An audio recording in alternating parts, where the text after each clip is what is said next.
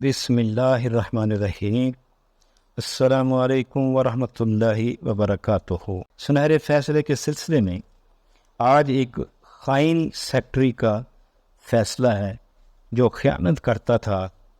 ایاس بن معاویہ اپنے دور کے بہت بڑے عالم اور قاضی تھے۔ ایک آدمی ان کے ایک سیکٹری کے پاس کچھ مال بطور امانت رکھا۔ وہ آدمی امانت رکھوا کر مکہ روانہ ہو گیا۔ کچھ دنوں بعد واپس آیا تو قاضی کے سیکٹری سے اپنی رکھی ہوئی امانت طلب کی، لیکن اس نے امانت واپس کرنے سے انکار کر دیا۔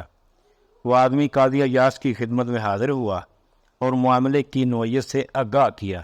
قاضی ایاس، کیا میں تجھے جانتا ہوں؟ پہلے کبھی میرے پاس آئے ہو؟ وہ بولا، نہیں۔ قاضی ایاس، میرے سیکٹری کے پاس مال بطور امانت رکھتے ہوئے کسی کو بتایا تھا؟ اس نے جواب دیا کہ نہیں، اس معاملے سے کوئی دوسرا واقف نہیں۔ قاضی ایاس، واپس جاؤ اور اپنا معاملہ چھپائے رکھو، پھر 2 دنوں کے بعد میرے پاس واپس آنا۔ وہ آدمی واپس چلا گیا تو قاضی ایاس نے اپنے سیکٹری کو بلایا اور کہا، میرے پاس بہت سارا مال اکٹھا ہو گیا ہے، اس لیے میں چاہتا ہوں کہ تیرے پاس رکھ دوں۔ کیا تیرا گھر محفوظ ہے؟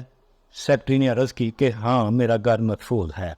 قاضی ایاس نے کہا، مال رکھنے کے لیے جگہ تیار کرو اور 2 روز بعد چند آدمیوں کو لاؤ جو مال وہاں لے جا کر رکھیں۔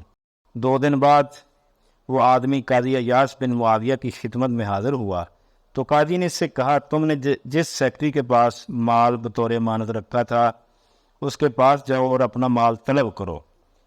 اگر وہ تمہاری امانت واپس کر دیتا ہے تو ٹھیک، ورنہ اس سے کہنا کہ میں اس مقدمے کو قاضی تک پہنچاؤں گا۔ وہ آدمی اس سیکٹری کے پاس آیا اور کہا، میرا مال واپس کر دو، ورنہ قاضی کے پاس جا کر یہ داستان کیسے سناؤں گا۔ چنانچہ سیکٹری نے اس کا مال واپس کر دیا۔ پھر وہ سیکٹری قاضی ایاس کے فرمان کے مطابق اپنے گھر ان کا مال رکھنے کے لیے حاضر ہوا تو قاضی ایاس نے اسے بری طرح جھڑکا اور کہا، میں تقربان یا خائن، تم میرے قریب بھی مت آؤ، اے خائن بندے۔